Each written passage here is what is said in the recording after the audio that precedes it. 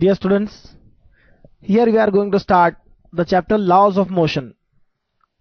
हम इसे Newton's law of motions के नाम से भी जानते हैं।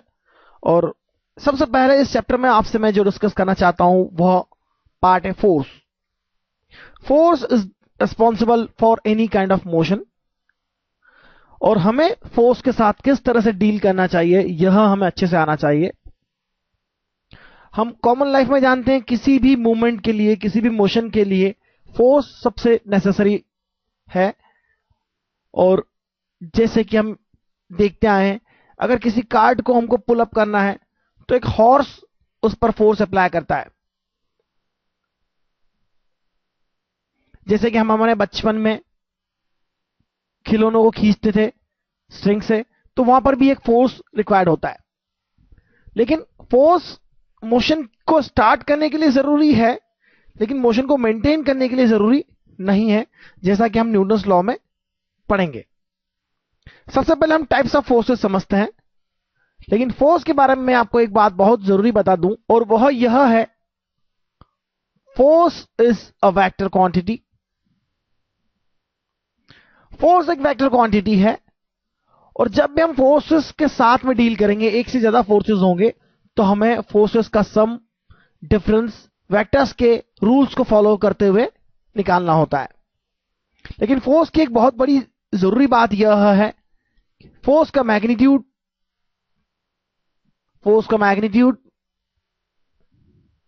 दूसरी बात डायरेक्शन,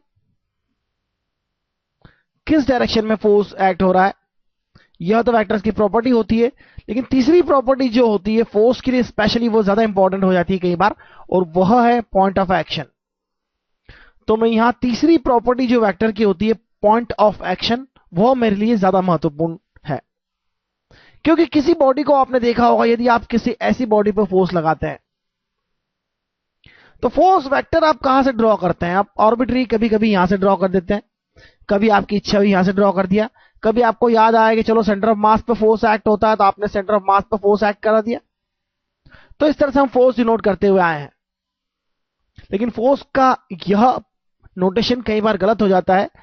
यदि हमें पता हो कि फोर्स टॉप पॉइंट पर है तो उसका इफेक्ट अलग होगा, सेंटर ऑफ मास पे लगने वाले फोर्स का इफेक्ट अलग होगा, और सरफेस के पैरेलल कोई फोर्स एक्ट हो रहा है तो उसका इफेक्ट अलग होगा।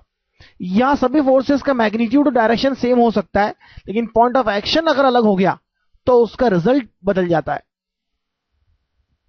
इसलिए फोर्स न सिर्फ डायरेक्शन और मैग्नीट्यूड इंपॉर्टेंट है उसके लिए, जबकि पॉइंट ऑफ एक्शन भी उससे ज्यादा इंपॉर्टेंट हो जाता है। तो यह हम देखेंगे किस तरह से फोर्सेस, पॉइंट ऑफ एक्शन का इफेक्ट होता है। यदि आप टॉप पॉइंट पे फोर्स लगाते हैं किसी ऑब्जेक्ट को, तो हो सकता है वो लीनियर मोशन के बजाय टॉपलिंग भी कर दे। टॉपलिंग यानी इस तरह से गोल घूम जाए और लुढ़क जाए, जिसको हम सामान्य भाषा में कहते हैं लुढ़कना। तो लुढ़क भी सकता है।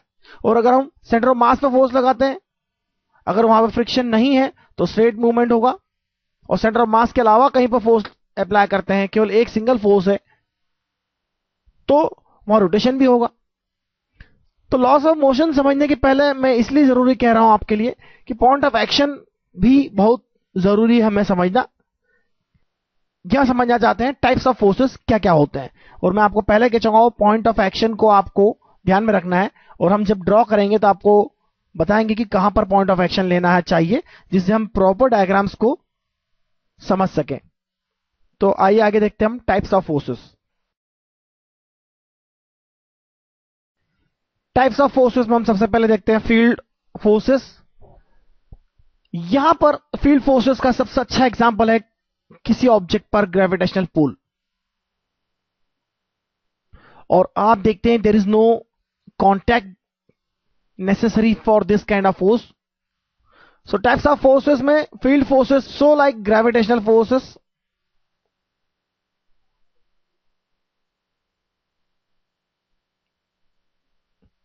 Now other type of field forces जो हैं हम क्लास 12 में पढ़ते हैं। और यदि आप क्लास 12 पढ़ चुके हैं तो आपको बहुत अच्छे से पता होगा किसी ऑब्जेक्ट पर, चार्ज ऑब्जेक्ट पर इलेक्ट्रिक फील्ड के कारण फोर्सेस होते हैं, उसे हम कहते हैं इलेक्ट्रोस्टैटिक फोर्स।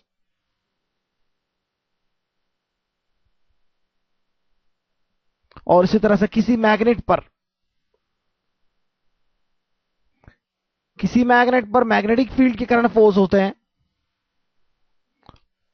मैग्नेटिक फील्ड अगर है वहां पर, तो मैग्नेटिक फील्ड के कारण किसी मैग्नेट पर फोर्स होगा, उससे हम मैग्नेटिक फोर्स कहते हैं। और यह फोर्सेस भी फील्ड फोर्सेस हैं। इसके अलावा कुछ और फोर्सेस भी होते हैं जो हम लोग क्लास 12 में पढ़ते हैं। तो आइए आगे देखते हैं हम कांटेक्ट फोर्सेस कौन से होते हैं, क्योंकि यह वह फोर्स है जो ऑब्जेक्ट से कांटेक्ट नहीं रखते हैं। यहां कांटेक्ट की जरूरत नहीं होती है ऑब्जेक्ट में, जिस फैक्टर के कारण वहां पर फोर्स अप्लाई हो रहा है। और हम देखते हैं यह फोर्स अप्लाई होता क्यों है, आखिर क्या रीजन है इस फोर्स का। यह बहुत महत्वपूर्ण है और मैं आपको यह समझाना चाहता हूं। यहां पर यदि हम ग्रेविटेशनल पुल देखें तो किसी मास पर ग्रेविटेशनल पुल आखिर क्यों होता है। संसार का सबसे बड़ा जो नियम है वह नियम है law of lowest potential energy. और इस नियम को बहुत कम बुक्स में अच्छे से समझाया जाता है। और यह मैं आपको बताऊंगा law of lowest potential energy. यह हम पढ़ते हैं क्लास 11th में, लेकिन इसके बाद में जो चैप्टर्स पढ़ते हैं उनमें पढ़ते हैं पोटेंशियल एनर्जी क्या होती है। लेकिन पोटेंशियल एनर्जी जो है वह रिलेटेड है, आप यदि आप क्लास 12 पास कर चुके हैं तो आपको ये अच्छे से पता होगा। पोटेंशियल एनर्जी जो है वह ऑब्जेक्ट की पोजीशन पर डिपेंड करती है, चाहे वो ऑब्जेक्ट मैग्नेट हो या मास हो या चार्ज हो। और लोएस्ट पोटेंशियल एनर्जी जिस डायरेक्शन में होती है उस डायरेक्शन में फील्ड, जो भी फील्ड है, ग्रेविटेशनल फील्ड है या इलेक्ट्रोस्टैटिक फील्ड है या मैग्नेटिक फील्ड है, फोर्स अप्लाई करती है ताकि उस पर्टिकुलर ऑब्जेक्ट का पोटेंशियल एनर्जी कम से कम हो। उस डायरेक्शन में ऑब्जेक्ट मूव करना चाहता है जिस डायरेक्शन में उसकी पोटेंशियल एनर्जी कम हो रही हो। यानी मास नीचे जाना चाहता है, वर्टिकली डाउनवर्ड मोशन करता है, क्योंकि जैसे जैसे नीचे आएगा उसकी ग्रेविटेशनल पोटेंशियल एनर्जी कम होगी। कम होने से मतलब अगर पॉजिटिव है तो जीरो होगी, और जीरो होगी तो निगेटिव होने की कोशिश करेगी, और निगेटिव है तो और निगेटिव होने की कोशिश करेगी। अल्टीमेटली कम होने का मतलब न्यूमेरिकल वैल्यूज से उसके साइन सहित है। तो पोटेंशियल एनर्जी जितनी कम है उतना ऑब्जेक्ट दुनिया में ज्यादा स्टेबल माना जाता है। और हम इक्विलिब्रिया के बारे में पढ़ेंगे तो इस बात पर डिस्कस करेंगे पोटेंशियल एनर्जी आखिर क्यों यहां पर इतनी इंपॉर्टेंट है। तो फील्ड फोर्सेस की डायरेक्शन वही होती है जिस डायरेक्शन में ऑब्जेक्ट की, चाहे वो ऑब्जेक्ट चार्ज हो, मैग्नेट हो या मास हो, पोटेंशियल एनर्जी कम हो रही हो। तो कुछ बच्चों के मन में क्वेरी रहती है कि आखिर फील्ड फोर्स होते क्यों है, और आखिर यह ऐसा कौन सा नियम है जिस नियम के कारण फील्ड फोर्सेस की डायरेक्शन डिसाइड होती है। तो यह नियम बहुत ही यूनिवर्सल रूल है, और इस एक से ज्यादा अगर पोटेंशियल एनर्जीज का सम है तो ऐसी केसेस भी देखेंगे, और sum of all the potential energies जो होता है वह मिनिमम होना चाहिए। तो ऐसी केसेस भी होती है। तो आइए आगे देखते हैं हम। Next type of forces are contact forces. Contact forces दो ऑब्जेक्ट के बीच में कॉन्टैक्ट के कारण जनरेट होते हैं। और जैसे कि दो ऑब्जेक्ट एक दूसरे के पास में है, यदि हम किसी एक को फोर्स अप्लाई करते हैं तो यह ऑब्जेक्ट इस पर फोर्स अप्लाई करेगा, और इसके रिस्पांस में यह ऑब्जेक्ट इस पर फोर्स अप्लाई करेगा। यह दोनों force equal and opposite direction में होंगे। यह Newton's third law of motion है जिसको हम पढ़ने वाले हैं आगे। तो यह कॉन्टैक्ट फोर्स हो गया। कॉन्टैक्ट फोर्सेस दो तरह के हो सकते हैं, एक नॉर्मल जो सरफेस के नॉर्मल है, अगर दो स्फीयर या ऐसी कोई बॉडीज एक दूसरे के कांटेक्ट में है तो एक दूसरे की सरफेस के परपेंडिकुलर डायरेक्शन में यह फोर्स होगा, और उसे हम नॉर्मल फोर्स कहते हैं, कई बार नॉर्मल फोर्स। और सेकंड जो हम बात कर रहे हैं वह फ्रिक्शनल फोर्स होता है। किसी सरफेस पर यदि है फ्रिक्शन अप्लाई हो रहा है तो वह टेंजेंशियल फोर्स होगा, और यह फोर्स फ्रिक्शनल फोर्सेस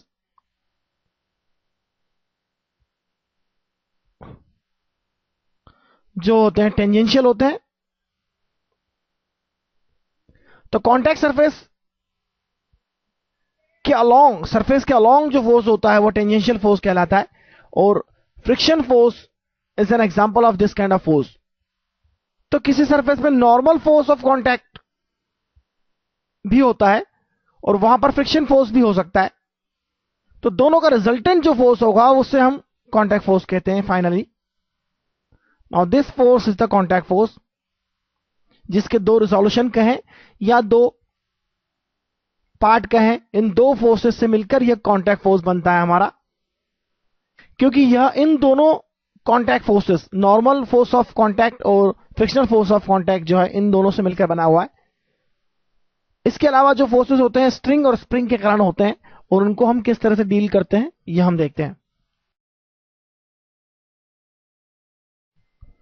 और हम देखते हैं string and spring forces. String में जो फोर्स होता है, अगर स्ट्रिंग की बात करें तो स्ट्रिंग में जो फोर्स होता है वो टेंसाइल फोर्स कहलाता है।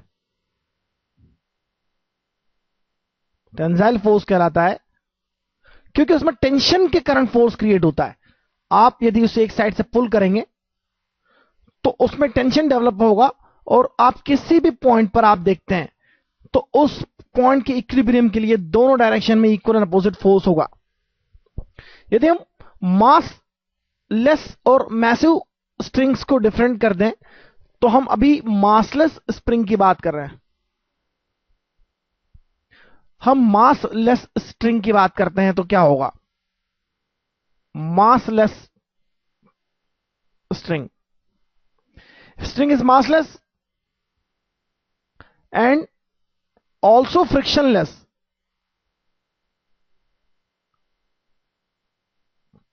तो हम इसे कैसे समझते हैं? अगर स्ट्रिंग मासलेस है तो स्ट्रिंग के किसी भी पॉइंट पर फोर्स सेम होगा, और वो टेंसाइल फोर्स होगा। किसी भी पॉइंट पर यदि आप फोर्स की बात करें तो जहां से वो आप एक पॉइंट ड्रॉ कर सकते हैं, उस पॉइंट से दोनों डायरेक्शन में यदि आप फोर्स अप्लाई करें तो दोनों डायरेक्शन में इक्वल एंड अपोजिट फोर्सेस होंगे। वहां पर tension tension T T T.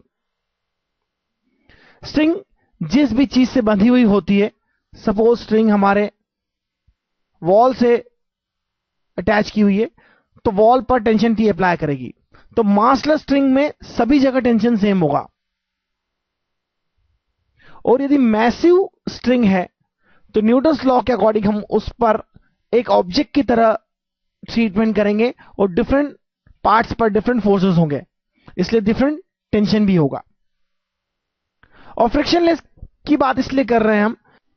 और यदि किसी पुली की बात करें तो पुली पर अगर हमारे स्ट्रिंग इस तरह से लपेटी हुई है, और पुली और स्ट्रिंग में यदि फ्रिक्शन है तो टेंशन अलग अलग हो जाएगा। अगर फ्रिक्शन लेस है तो पहले ही कह चुका हूं massless and also friction less है, तो दोनों पॉइंट्स पर टेंशन इक्वल होगा किसी भी।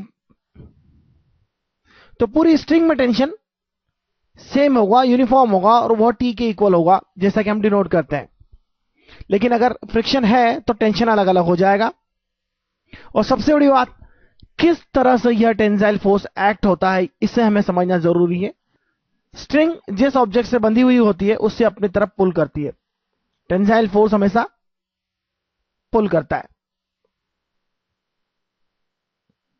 इस तरह से अगर यहां टेंशन है तो पुली जिस ऑब्जेक्ट से हिंज की हुई है, यहां पर 2t टेंशन हो जाएगा, इन दोनों फोर्सेस का सम, वेक्टर सम। लेकिन अगर पुली आपका कुछ इस तरह से है यदि, और टेंशन टी इधर एक्ट हो रहा है, यहां भी टेंशन टी एक्ट हो रहा है, और इन दोनों का इफेक्ट क्या होगा? इन दोनों का इफेक्ट यह होगा कि यह इस पुली पर दोनों का रिजल्टेंट अप्लाई होगा। अगर ये दोनों के बीच में 90 डिग्री एंगल है तो रिजल्टेंट हो जाएगा √2 टाइम्स टी। तो फोर्सेस का रिजल्टेंट निकालना हमें आता है।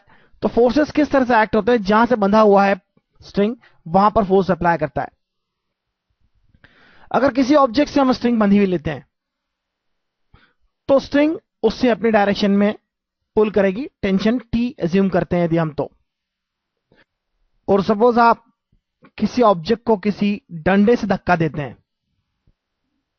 और आप यहां फोर्स अप्लाई करते हैं, सपोज यह अगर इसका मास कंसिडर न किया जाए तो ऐसे डंडे के अंदर कॉम्प्रेसिव फोर्स होगा। एक डंडे के अंदर, सॉलिड डंडे के अंदर, स्टिक के अंदर कॉम्प्रेसिव और टेंसाइल दोनों फोर्स हो सकते हैं। यदि आप धक्का दे रहे हैं तो कॉम्प्रेसिव फोर्स जनरेट होगा इसमें, और यदि आप खींच रहे हैं तो टेंसाइल फोर्स होगा। लेकिन स्ट्रिंग में तो केवल टेंसाइल फोर्स होगा क्योंकि उसे खींचा जा सकता है, उसे आप इस तरह से किसी ऑब्जेक्ट को धक्का देने में यूज नहीं कर सकते। तो टेंसाइल फोर्स पर पॉइंट ऑफ कंसंट्रेशन से अवे डायरेक्शन में टेंशन ली जाती है, और यहां पर आप उसे इस तरह से भी डिनोट कर सकते हैं, क्योंकि यह कॉम्प्रेसिव फोर्स है, धक्का भी दे सकता है।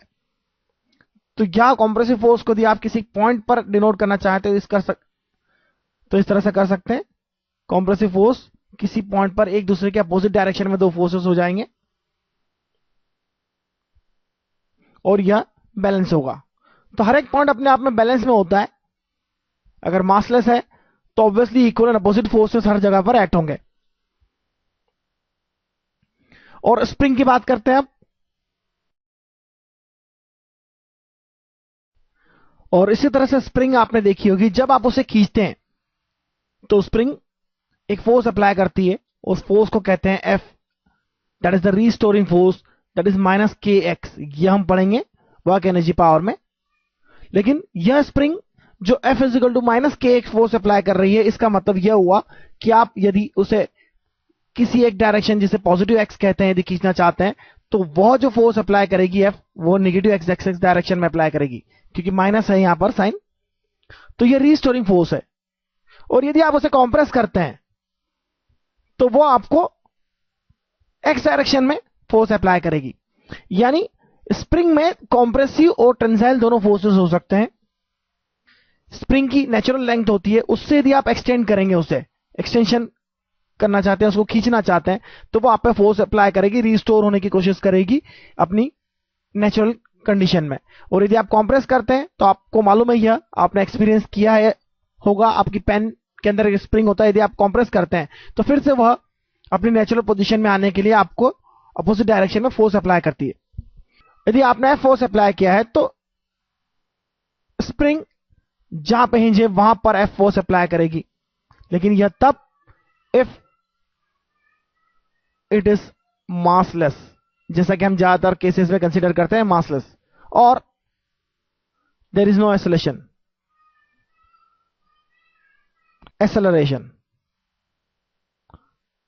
तो यह हमारी कंडीशन है। और अगर एक स्प्रिंग जो इस तरह से हिंज की नहीं है और यदि एक एंड पर आप फोर्स एफ अप्लाई करते हैं, तो वह स्प्रिंग दूसरे एंड पर भी एफ फोर्स अप्लाई करेगी, जहां से वो हिंज की हुई है, किसी दूसरे ऑब्जेक्ट से कनेक्टेड है, तो उस पर एफ फोर्स अप्लाई करेगी। लेकिन यह बात फिर से कहने की है यहां पर, इफ इट इज मासलेस और देयर इज नो एक्सेलरेशन, यह कंडीशन यहां पर भी इंपॉर्टेंट है। तो स्प्रिंग दोनों एंड्स पर equal and opposite force apply करेगी। आप स्प्रिंग के किसी भी पॉइंट पर देखेंगे तो आपको फोर्स एफ ही मिलेगा। यह एफ फोर्स टेंसाइल और कॉम्प्रेसिव दोनों हो सकता है, अकॉर्डिंग टू दैट कि स्प्रिंग में एक्सटेंशन है या कॉम्प्रेशन है। अगर स्प्रिंग को आपने कॉम्प्रेस किया है तो कॉम्प्रेसिव फोर्स जनरेट करेगी, यानी दोनों एंड्स को यह पुश करेगी। और आपने इसको एक्सटेंशन कर दिया है स्प्रिंग में, तो दोनों फोर्सेस को पुल करेगी, दोनों एंड्स को इस तरह से पुल करेगी, और यह टेंसाइल फोर्स होगा, क्योंकि ये आपको स्प्रिंग में देखने को मिलता है। और स्प्रिंग में टेंसाइल कॉम्प्रेसिव दोनों फोर्स हो सकते हैं।